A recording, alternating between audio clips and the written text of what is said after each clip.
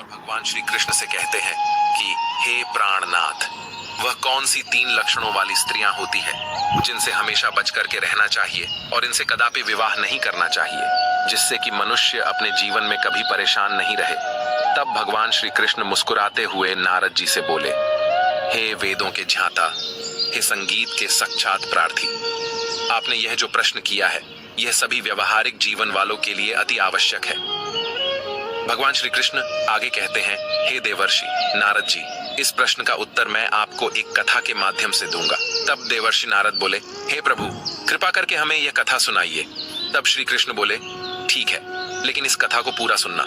तब नारद जी बोले, ठीक है प्रभु, मैं इस कथा को अंत तक जरूर सुनूंगा और चारों तरफ इसका प्रसार भी करूंगा। तक श्री कृष्ण भगवान देवर्षि नारद को एक कथा सुनाते हैं कि हे नारद, एक समय की बात है। किसी जंगल में तोता और मैना का जोड़ा एक वृक्ष की डाल पर बैठा हुआ था। तोते ने मैना से कहा कि हे मैना रानी, आज का समय बहुत ही बदल चुका है। मैना कहने लगी, पिया जी, ऐसा क्या समय बदल चुका है? तब तोता कहता है कि हे मैना रानी, समय इतना बदल गया है कि आजकल की स्त्रियां और आजकल की लड़कियां बहुत ही स्वार्थी बन चुकी हैं, क्योंकि स्त्रियां अपने स्वार्थ के लिए कुछ भी करने के लिए तैयार हो जाती हैं। जो काम उन्हें कदापि नहीं करना चाहिए वह स्वार्थ के प्रति स्त्रियां कर बैठती हैं। मैना कहती है कि पिया जी, मैं तुम्हारी बात से सहमत नहीं हूँ। स्त्रियां कैसे स्वार्थी हो सकती हैं? आप हमारी नारी जाति की बुराई कर रहे हैं। तोता कहता है, नहीं मैना, तुम हमारी बात पर विश्वास करो। तब मैना कहती है, नहीं स्वामी, मैं तुम्हारी बात पर विश्वास नहीं कर सकती हूँ। तब तोता कहता है, ठीक है मैना, जब तुम्हें विश्वास नहीं है तो आइए हम आपके लिए एक कहानी सुनाते हैं, और इस कहानी को सुनने के साथ साथ तुमको यह विश्वास हो जाएगा कि तुम्हारी नारी जाति कितनी स्वार्थी बन चुकी है और अपने स्वार्थ के लिए कितने गलत काम करने के लिए तैयार हो जाती है। दोस्तों, तभी मैना कहती है, ठीक है स्वामी, पहले आप वह कहानी सुनाइए और सिद्ध करके बताइए कि हमारी नारी जाति स्वार्थी है या नहीं है। दोस्तों, तब वह तोता अपनी मैना रानी को एक कहानी सुनाता है। तोता कहता है, हे मैना, एक समय की बात है। किसी नगर में 3 दोस्त रहते थे। एक राजा का लड़का था जो राजकुमार था, एक बनिया का लड़का था और एक साहूकार का लड़का था। ये 3 दोस्त थे। तीनों में बहुत गहरी दोस्ती थी, क्योंकि वह तीनों साथ साथ पढ़ते थे और साथ ही साथ बड़े भी हुए थे।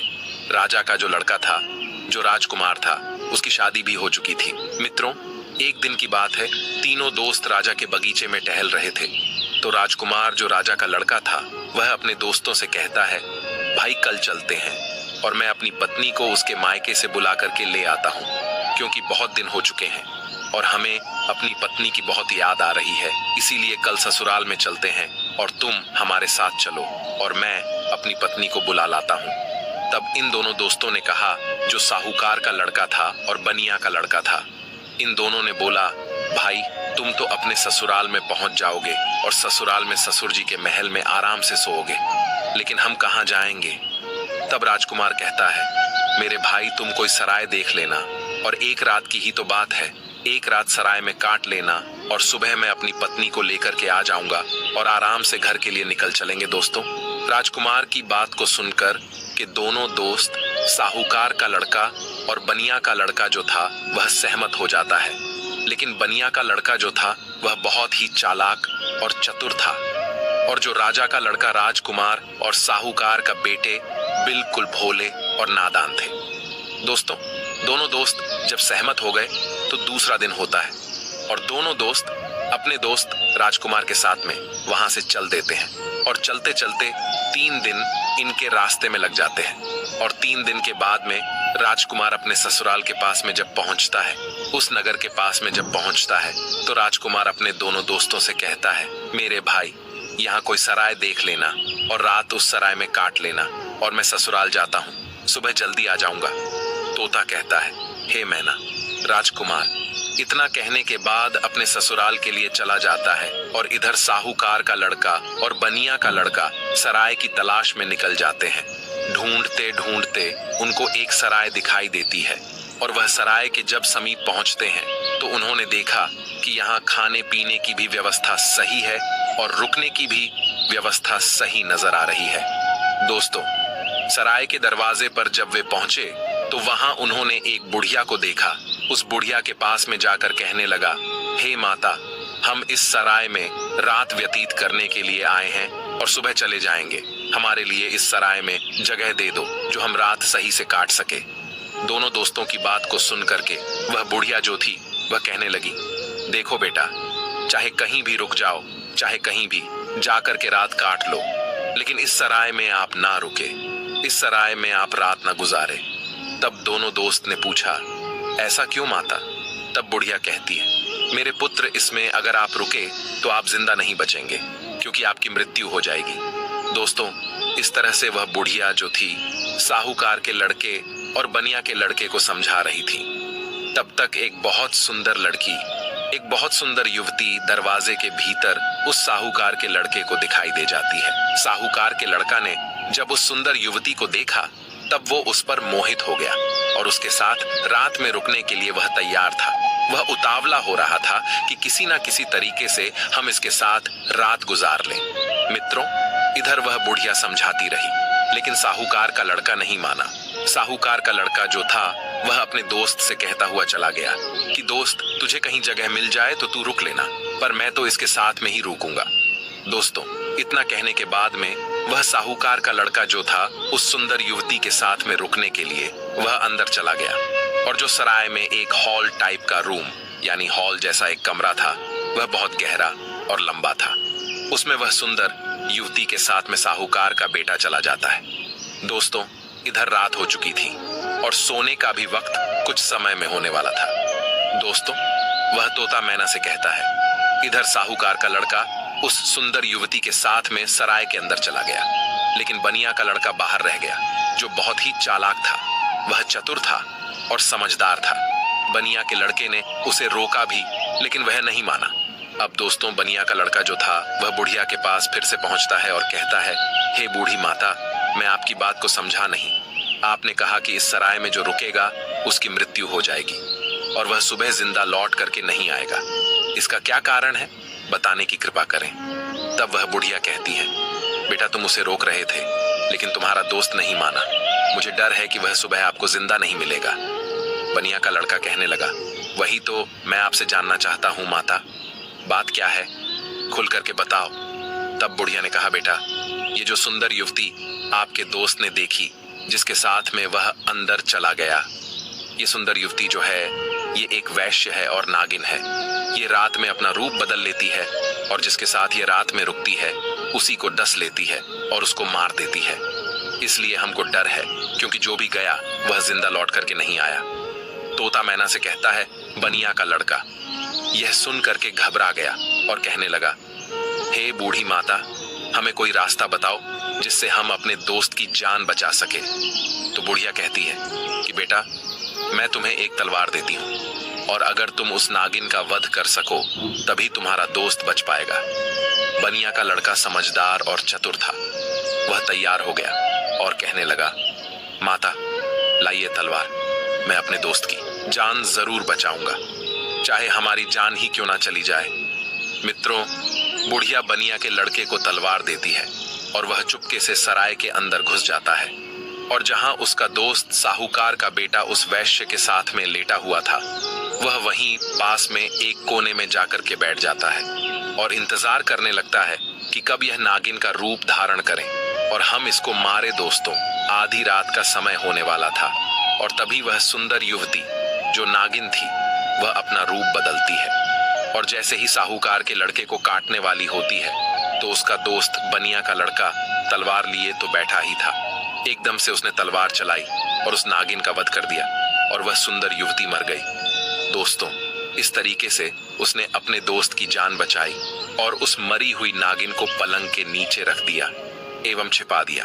दोस्तों, तब तोता मैना से कहता है, वो बनिया का लड़का जो था, इतना काम करने के बाद, अपने दोस्त की जान बचाने के बाद सराय से बाहर निकल आता है, और जब बाहर निकल आया तो उसने क्या देखा कि एक सुंदर स्त्री जो है वह जंगल की तरफ जा रही है। उसने देखा और विचार किया कि यह सुंदर स्त्री जंगल में इतनी रात में कहाँ जा रही है, हमें देखना चाहिए, इसके पीछे पीछे जाना चाहिए और यह जानकारी लेना चाहिए कि यह जा कहाँ रही है। वो बनिया का लड़का जिसके हाथ में तलवार थी, जिसने नागिन का वध किया था, वह उस सुंदर स्त्री के पीछे चल देता है और वह बनिया का लड़का सोचता जा रहा है कि देखे यह कहाँ जा रही है। वह स्त्री चलती चली गई और जंगल में एक साधु का आश्रम था और वह स्त्री साधु के आश्रम पर पहुंच गई और जाकर के उसने साधु से मुलाकात की और वह सारा नजारा बनिया का लड़का दूर से ही देख रहा था। जब उसका जाने का समय हुआ तो साधु से मिलने के बाद फिर वह सुंदर स्त्री हाथ जोड़ करके कहने लगी, आज आपसे मेरी आखिरी मुलाकात है। साधु कहने लगा, वो क्यों? तो वह सुंदर स्त्री जवाब देती है, हमारे पति हमें लेने के लिए आए हैं और अभी हमारे घर पर ठहरे हुए हैं। कल मैं अपने पति के साथ ससुराल चली जाऊंगी। आज के बाद फिर मैं आपसे मिलने के लिए नहीं आ पाऊंगी। तब वह साधु कहने लगा, रोजाना तो हमारे पास आती थी, लेकिन अब हमें धोखा देकर के जा रही हो और कह रही हो कि अपने पति के साथ जा रही हो। तब वह सुंदर स्त्री जवाब देती है, हाँ, मेरा पति मेरे घर पर ठहरा हुआ है और कल मैं ससुराल चली जाऊंगी। हमें माफ करना, अब मैं आज के बाद तुम्हारे पास मिलने नहीं आऊंगी। दोस्तों, उस सुंदर स्त्री की बात को सुनकर साधु को गुस्सा आ जाता है और साधु गुस्से में उसकी नाक काट देता है और जब उसकी नाक कट जाती है तो उसे पीड़ा होती है और वह पीड़ा को सहन करती हुई चिल्लाती हुई अपने घर के लिए भाग खड़ी होती है। इधर दोस्तों, वो बनिया का लड़का सारी बातें सुन रहा था और ये नजारा देख रहा था। उस बनिया के लड़के को बहुत गुस्सा आ गया और उसने गुस्से में साधु को मार दिया, उसकी हत्या कर दी और उसको मार करके वहां से तुरंत वे चल देता है और आगे चल करके एक मंदिर था और उसी मंदिर में जाकर के छिप कर भीतर बैठ गया। अब वह सोचता है कि हे प्रभु, इस दुनिया में हो क्या रहा है। अब इधर जो वो बनिया का लड़का मंदिर के अंदर बेचारा चुपचाप बैठा हुआ था, वहां पर कुछ चोर आते हैं और चोर मंदिर के बाहर से हाथ जोड़ करके कहते हैं, हे देवी माँ, हम चोरी करने के लिए जा रहे हैं और अगर यह हमारी चोरी आसानी से हो जाए और हम ना पकड़े गए तो कल हम तुम्हारे पास तुम्हारे लिए राजा की लड़की को लाएंगे और उसकी बलि चढ़ाएंगे। इतना कहने के बाद में वह चोर अपनी चोरी करने के लिए चले जाते हैं और जो अंदर बनिया का लड़का बैठा था, उसने जब चोरों की बात को सुना तो उसके पैरों तले जमीन खिसक गई और वह कहता है, यह क्या है?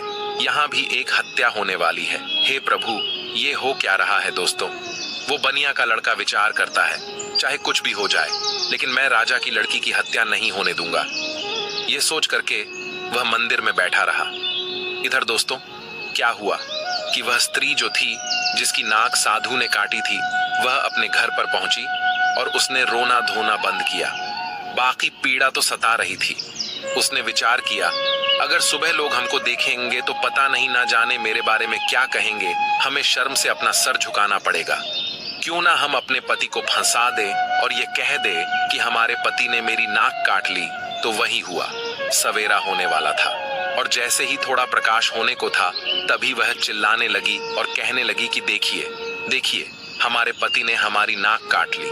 दोस्तों, घर वाले जो थे वह एकदम से भाग करके आते हैं और उसके पति को बंदी बना लेते हैं। जो वह राजकुमार था, जो राजा का लड़का था, उसको पकड़ लेते हैं और पकड़ करके वहां से राजा के सामने पेश कर देते हैं। राजा वो सारा वृतांत जान करके उसको जेल में डाल देता है। तब तोता मैना से कहता है, हे मैना रानी, अब आगे सुनिए क्या हुआ। इधर पूरा दिन व्यतीत हो गया।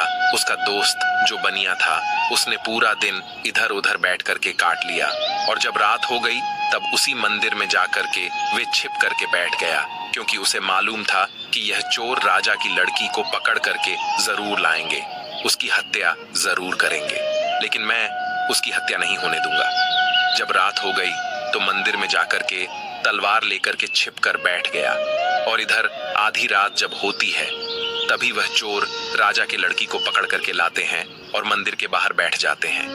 कुछ देर बैठ करके बातें करते हैं और कहते हैं, देवी माँ ने हमारी बातें सुन ली है, कितनी बढ़िया, हमें चोरी करवा दी, पकड़े भी नहीं गए और बहुत मालदार भी बन जाएंगे क्योंकि हमने बहुत माल लूटा है। इस तरीके की बातें कुछ देर करते रहे। फिर उनमें से एक बोला, देख भाई, अब उस लड़की को जल्दी ले जा और देवी माँ के सामने उसका सिर काट देना और उसकी बलि चढ़ा देना। तो दोस्तों, उन चोरों में से एक चोर जो था, वह राजा की लड़की को पकड़ करके अंदर मंदिर में प्रवेश करता है और देवी माँ की जहां पर मूर्ति थी वहां पर ले जाता है और उस लड़की का सिर काटने के लिए जैसे ही वह चोर जाता है तो बनिया का लड़का तो वहां तैयार ही बैठा हुआ था। इससे वह चोर राजा की लड़की का सिर नहीं काट पाए, उसकी बलि चढ़ा पाए। उससे पहले ही बनिया के लड़का ने उस चोर को मार दिया और चोर को मार करके उसकी लाश को एक बगल में रख दिया। इधर दोस्तों, उन चोरों में से एक चोर कहता है, देख भाई, वह हमारा एक साथी गया है, वह लौट करके नहीं आया है। अरे तू जा और देख करके आ कि उसने बलि चढ़ा दी या नहीं। दोस्तों, ऐसे ही दूसरा चोर जो है, जैसे ही मंदिर में प्रवेश करता है तो वह बनिया का लड़का तैयार बैठा हुआ था, उसने उसको भी मार दिया। कहने का मतलब ये है कि इसी तरीके से उस बनिया के लड़के ने जितने भी चोर थे सारे चोरों को मार दिया, और उस राजा की लड़की की रक्षा की। जब सारे चोरों को मार देता है तब वह लड़की निर्भय हो जाती है, और उसके बाद में वह बनिया का लड़का राजा की लड़की से कहता है कि चलो हम तुम्हारे घर तक तुम्हें छोड़ देते हैं। दोस्तों, राजा की लड़की घबराई हुई थी, उस बनिया के लड़के के साथ में चल देती है, और इधर राजा की जो लड़की थी वह बनिया के लड़के से प्रेम करने लगी और कहने लगी कि हम तुमसे विवाह करना चाहते हैं। दोस्तों, बातों ही बातों में वह लोग राजा के घर तक पहुंच गए, और घर के दरवाजे पर जैसे ही पहुंचे तो बनिया के लड़के ने मना कर दिया, नहीं, मैंने तुम्हारी रक्षा की है, इसका मतलब यह नहीं है कि मैं तुमसे विवाह करूं, मैं ऐसा कदापि नहीं कर सकता। राजा की लड़की को गुस्सा आ गया और कहने लगी, अगर आप हमारे साथ शादी नहीं करेंगे तो मैं आपको जेल में डलवा दूंगी। बनिया का लड़का कहने लगा, जैसी आपकी मर्जी, लेकिन मैं शादी नहीं करूंगा। दोस्तों, तभी राजा की लड़की दरवाजे पर चिल्लाती है और कहती है, बचाओ, यह हमको पकड़ करके ले जाना चाहता था और यह हमारी इज्जत लूटना चाहता है। दोस्तों, राजा की लड़की को चिल्लाते हुए सैनिकों ने देखा तो सैनिकों ने भाग करके उस बनिया के लड़के को पकड़ लिया और राजा के सामने पेश कर दिया और कहा कि राजा साहब, यह तुम्हारी लड़की की इज्जत लूटना चाहता था, यह आपकी लड़की को पकड़ करके ले जाना चाहता था। वह तो आपकी लड़की चिल्लाने लगी, इसलिए मैंने बचा लिया। अगर वो नहीं चिल्ला पाती तो यह आपकी लड़की की इज्जत के साथ खिलवाड़ कर देता।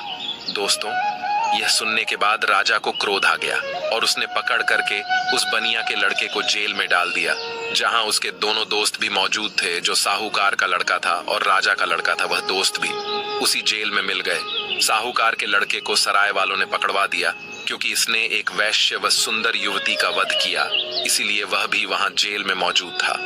अब तीनों दोस्त जेल में जाकर के मिल जाते हैं और एक दूसरे के साथ में वहां बैठ जाते हैं। इधर दोस्तों, अगला दिन हुआ और वह राजा दरबार में तीनों को बुलाता है। जिन तीनों को राजा ने पकड़ करके जेल में बंद किया था और उन्हें सजा सुनाने के लिए तैयार हो जाता है, दरबार लगा हुआ था और राजा ने जो साहूकार का लड़का था जिसने वैश्य का वध किया था, उसे अपने पास में बुलाया और उससे कहा कि क्यों रे, तेरा क्या नाम है, कहाँ का रहने वाला है। तब वह लड़का कहने लगा कि मैं साहूकार का बेटा हूँ। राजा कहने लगा, यह बता, तूने वैश्य का वध क्यों किया, उसे क्यों मारा। अब दोस्तों, उस साहूकार के लड़का को कुछ मालूम ही नहीं था जो वह राजा को बता सकता। उसे नहीं मालूम था कि वैश्य का वध किसने किया। वैश्य का वध साहूकार के लड़के ने किया नहीं था। जो उसे मालूम होता, राजा ने फिर पूछा, चुपचाप क्यों खड़ा है, बता कि तूने उस वैश्य का वध क्यों किया। दोस्तों, तब वह साहूकार का लड़का तो नहीं बोल पाया, लेकिन जो बनिया का लड़का था वह कहने लगा, महाराज क्षमा चाहता हूँ, जो बीच में हमको बोलना पड़ रहा है, इसे कुछ मालूम नहीं है। इसने वैश्या का वध नहीं किया क्योंकि वैश्या का वध मैंने किया है। राजा कहने लगा, तो बता तूने क्यों किया, बात क्या है।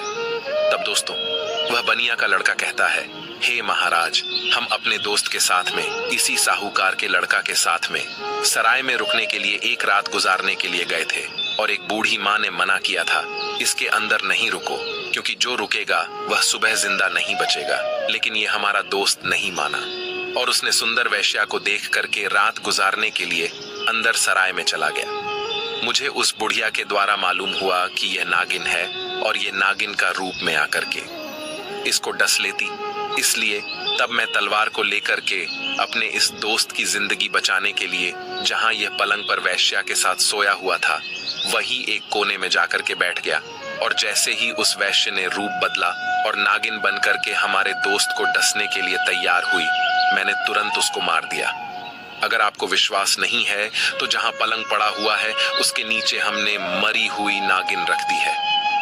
आप देख लीजिए दोस्तों, तब राजा ने सैनिकों को भेजा और वहां सैनिकों ने जाकर करके वही मरी हुई नागिन को पाया और आकर के सारी बात राजा को बताया कि सत्य बात है। तो दोस्तों, राजा प्रसन्न हो गया और कहने लगा, ठीक है, तूने दोस्ती का फर्ज निभाया है, जो अपनी दोस्त की जिंदगी बचाई है। दोस्तों, राजा साहूकार के लड़का को छोड़ देता है। उसके बाद में राजा जो था वह राजकुमार, यानी कि जो राजा के लड़के राजकुमार जो था, उसको बुलाता है और उससे पूछता है कि तू बता कि तूने अपनी पत्नी की नाक क्यों काटी। अब दोस्तों, उसको भी नहीं मालूम था नाक किसने काटी है। वह भी चुपचाप खड़ा था। राजा ने फिर दोबारा पूछा कि बोल क्यों नहीं रहा है कि तूने अपनी पत्नी की नाक को क्यों काटा। तब दोस्तों, वह बनिया का लड़का फिर से हाथ जोड़ करके कहने लगा कि महाराज क्षमा करें, इसको भी नहीं मालूम इसने अपनी पत्नी की नाक नहीं काटी है। नाक किसने काटी है वह सारा वृतांत मैं आपको सुनाता हूँ। तब उस बनिया के लड़के ने राजा को बताया कि यह लड़की साधु से प्रेम करती है।